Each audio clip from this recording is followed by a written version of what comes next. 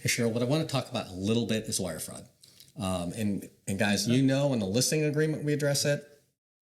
With the anti-fraud advisory, it's addressed with buyers. It's addressed with them again. Most contracts have it in there, but wire fraud is real. And this is something that we're going to be really clear how this works. We can talk about the amounts of wire fraud losses in 2023, over 10 billion with a B. It's the most frequent targets real estate transactions because it doesn't happen very often, and there's a lot of money moving back and forth. And actually, they're looking at the numbers. We were sharing numbers earlier, but the numbers are 1 in 4 consumers receive suspicious communications now.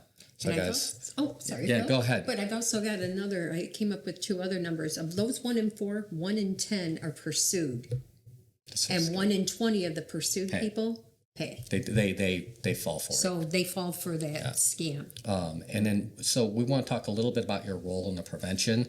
And why you want to use third-party protection. We'll talk about yours. But guys, you have to have them understand you do not get involved in transferring the information. You're not ever going to instruct them with your email. Make sure you read the advisory. It explains exactly what we do and don't do. Make sure you use the language on your emails and communications with them that we do not provide. Key Realty does not provide wiring instructions, etc. My number one thing that I have noticed is that usually it's because the amount is a certain amount, even over a certain amount or under a certain amount, it's being changed to a different account. Or we've changed our account information of where to be wired to. I will tell you guys right up front, title companies don't change their accounts based on the amount, and they don't change it midstream.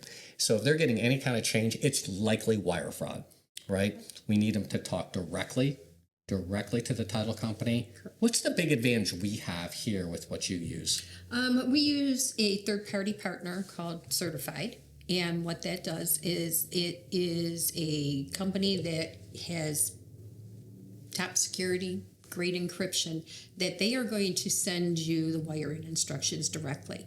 Title companies do not send out wiring instructions to buyers or agents. And as an agent, you should never, ever forward your wire instructions a title company sends you anymore. You should insist. Well, they won't do it. They should not be doing it. They should not be doing it.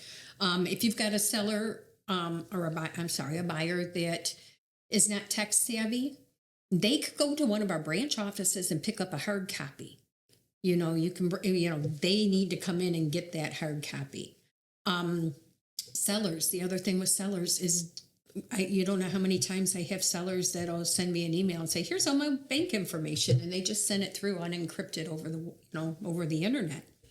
And the first thing I do is call them and tell them I'm throwing this out. It's being permanently deleted. I will not put this in your file. You can fill out your wiring instructions either at the table in ink in front of one of our closers who verifies who you are, or we can have you submit your wire instructions for your, proceeds through Certified ID, which is a protected third-party source.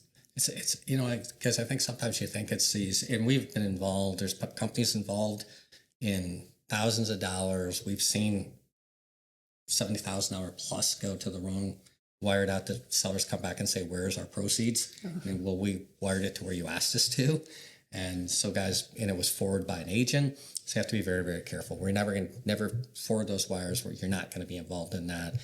Read the anti-fraud advisory, have them understand it. The second thing I would say is, and be a little cautious about the amount.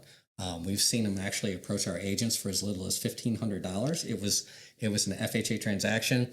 It's all the money in the world they had, and they actually almost wired it to the wrong place, and they kept on pressing. And guys, the way they were pushing them so hard to do it that they called their agent. Something must be wrong, right? Because no one was going to pressure anyone like that. Changing and then pressuring, just something is wrong. When in doubt, have them check. Make sure they're getting it directly from the title company. It is real. And a lot of times too, Phil, what I find is that it's a rush because we're getting numbers the last minute. I mean, we've had very educated CPAs send the money to the wrong place and not pay attention to the rules. And, she knew better and she was out the money. So careful, guys. Very careful.